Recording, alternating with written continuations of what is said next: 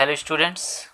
तो मैं आज आप लोगों के लिए लेके आया हूँ chapter number 3, pair of linear equation in two variables, class 10th के लिए।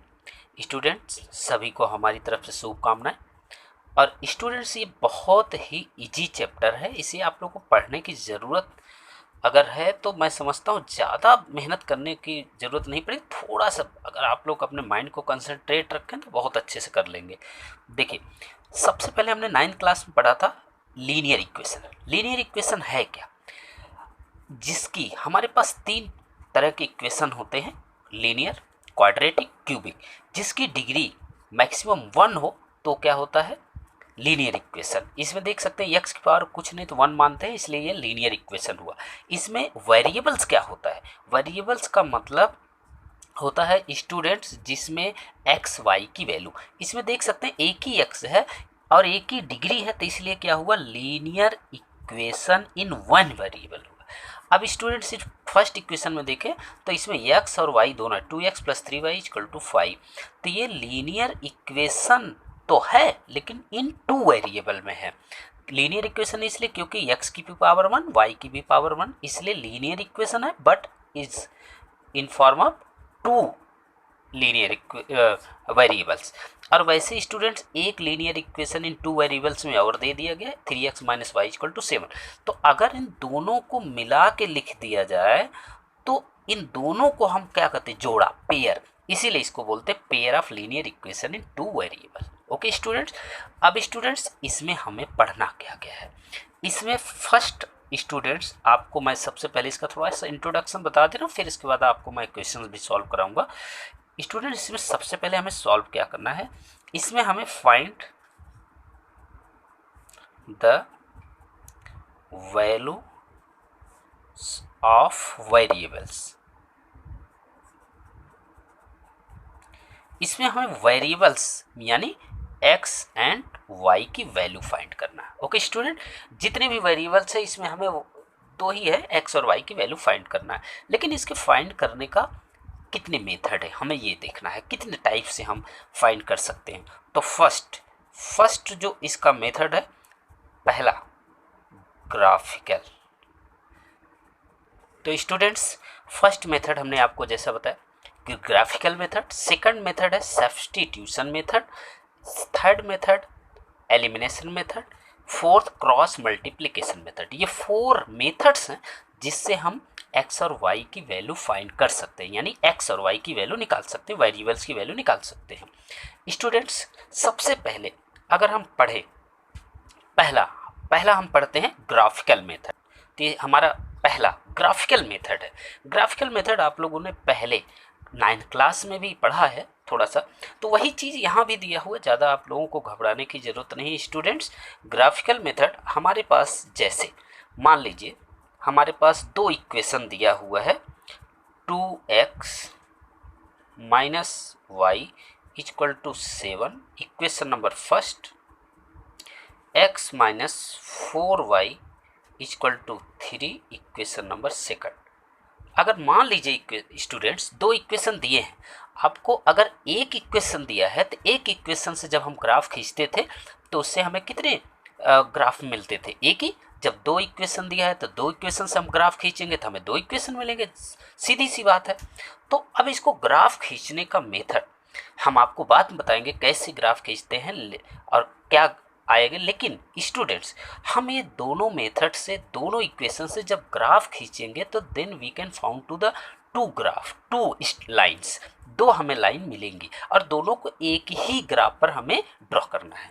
लेकिन स्टूडेंट्स हम इसमें ये देखें कि अगर स्टूडेंट्स इसमें हम ग्राफ खींचते हैं तो दुनिया के किसी भी दो इक्वेशन से अगर हम ग्राफ खींचते हैं तो हमें केवल 3 टाइप्स के ही ग्राफ मिलेंगे, वो मैं आपको बता रहा हूँ यहाँ। ओके स्टूडेंट्स, देखिए स्टूडेंट्स, तो पहला हमने आपको बताया कि अगर हमारे पास कोई भी इस तरीके का दिया हुआ है तो अगर हम दो इक्वेशन कोई भी दिया हुआ है तो अगर हम उसमें ग्राफ खींचते हैं तो हमें 3 प्रकार के ही ग्राफ्स मिलेंगे। पहला देखिए, हम देख सकते हैं कि मान लेते हैं कि इस दोनों से ही अगर ग्राफ खींचते हैं तो 3 टाइप्स के ही मिलेंगे, चौथा कोई नहीं होगा। मान लेते हैं पहला ये हुआ कि अगर हम फर्स्ट इक्वेशन से ड्रॉ किया ग्राफ, तो वो ये L1 लाइन शो कर रही है और दूसरे की L2 लाइन शो कर रही है। तो then we can see that the both line are intersect as at each other at a point A.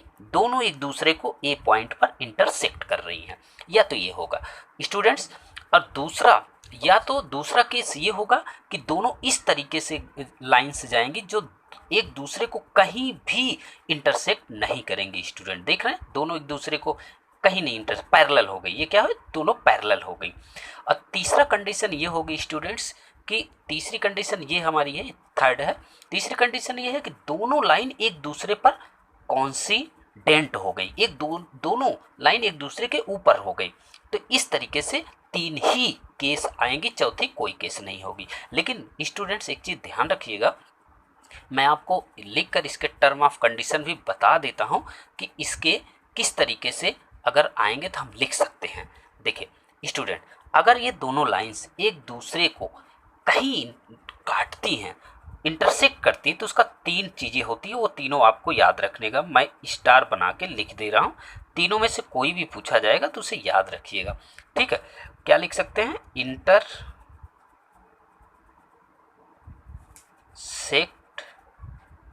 At a point, okay. और दूसरी चीज हो गई कि इसका क्या होगा स्टूडेंट्स, यूनिक सोल्यूशन होगा। इसका क्या होगा स्टूडेंट्स, यूनिक सोल्यूशन होगा।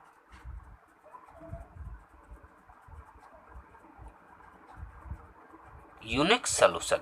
तीसरा ये होगा स्टूडेंट्स, इसका क्या होगा तीसरा टर्म ऑफ कंडीशन, कि कंसिस्टेंट होगा।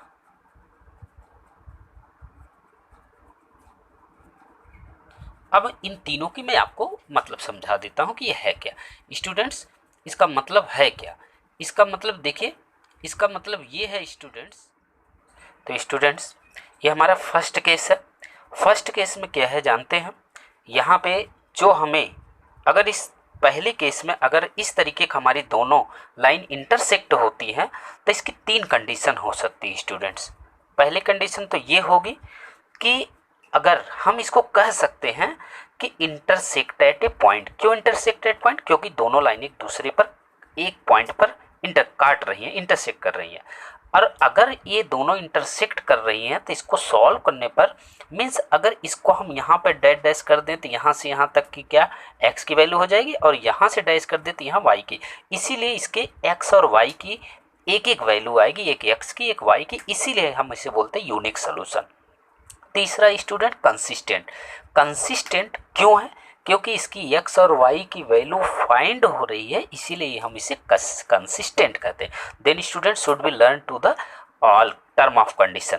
लेकिन स्टूडेंट्स हम ये सॉल्व करके ग्राफ खींच कर ग्राफ ड्रॉ करके हम तीनों कंडीशन में से कोई भी एक पूछा जाए तो हम बता सकते हैं।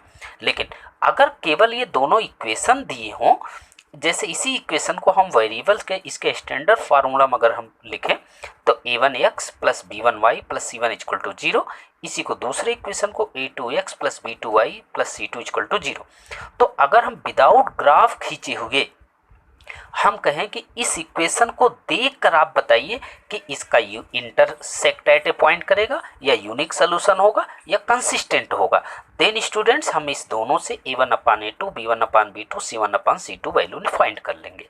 अगर इससे a1/a2 मान लीजिए क्या आया, जैसे 2/1 आया, और इक्वल b1/b2 निकाल लीजिए, जैसे क्या आएगा 1/4 आएगा। तो अगर दोनों इक्वल नहीं है, a1/a2 not equal to b1/b2, तो ये क्या होगा, ये तीनों कंडीशन को टर्म ऑफ कंडीशन को फॉलो करेगा। तो हम कह सकते हैं ये इंटरसेक्ट भी करेगा, यूनिक सोल्यूशन भी होगा, कंसिस्टेंट भी होगा। अब तीनों में से जो भी आपको पूछे वो लिख देना।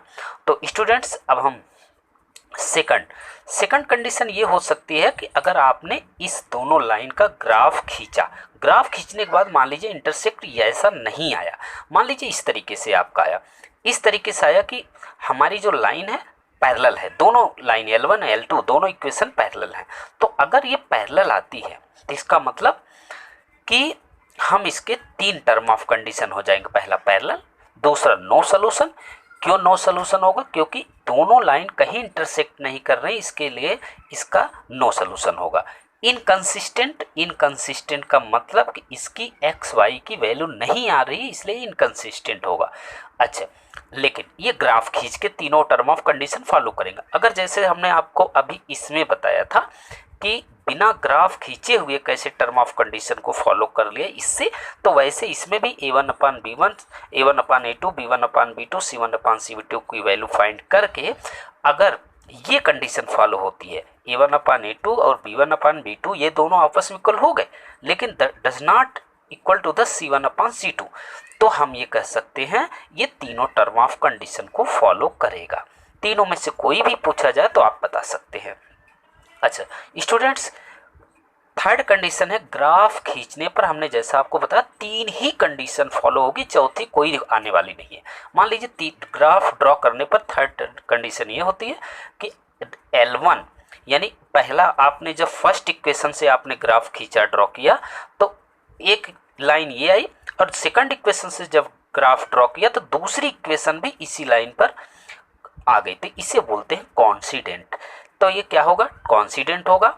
मेनी सोल्यूशन, मेनी सोल्यूशन का मतलब कि ये एक दूसरे के ऊपर लाइन कॉन्सिडेंट कर रही हैं, इसीलिए क्या है कि इसके एक्स और वाई के वैल्यू बहुत होंगे, इनफिनाइट मेनी सोल्यूशन होगा। ओके, अब इसको हम बोलते हैं कंसिस्टेंट भी होगा। क्या होगा स्टूडेंट्स, ये कंसिस्टेंट भी करेगा। जब इसकी बहुत सारी एक्स वाई की वैल्यू मिल रही है तो ये कंसिस्टेंट भी करेगा।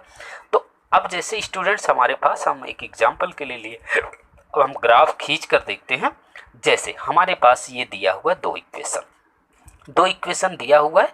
अगर हम इस इक्वेशन फर्स्ट से ग्राफ खींचकर देखते हैं कि ऐसे ग्राफ क्या आता है, यानी ग्राफ से हम एक्स वाई की वैल्यू निकाल सकते हैं। तो हम फर्स्ट मेथड कर रहे हैं, तो चलिए लिखते हैं यहाँ पे फ्रॉम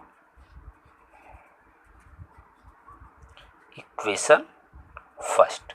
स्टूडेंट्स आपकी मर्जी, जो भी हो निकालना निकाल सकते हैं, कोई प्रॉब्लम नहीं।